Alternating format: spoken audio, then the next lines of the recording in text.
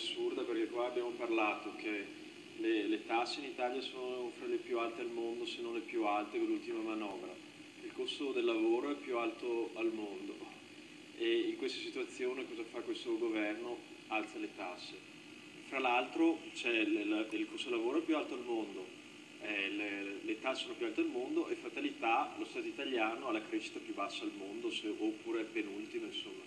Quindi c'è una correlazione lì. Se vuoi la crescita, che è alla base di tutte le soluzioni, che vuol dire più entrate fiscali, più benessere, meno disoccupazione, se vuoi la crescita devi abbassare le tasse, non devi alzarle.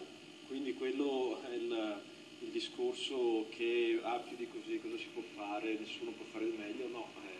Quello che potresti fare è abbassare le tasse anche a livello moderatamente, non dico di tanto, ma ecco, come minimo però il centro-sinistra, secondo lei, se dovesse andare al governo, le tasse le abbasserebbe o no? Perché tutti dicono ma il centro-sinistra le ha sempre non è impossibile, nel senso che si dice beh vabbè, se invece di alzare l'IVA al 21 la abbassa al 19, cos'è che cambia? Pare poco, no?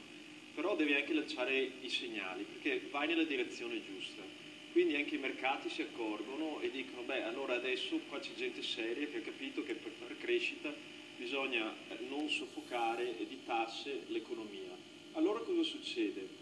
I mercati si assicurano, gli spread si abbassano e lì risparmi decine di miliardi di euro che lo Stato paga per niente in più di tasse di interesse sul debito.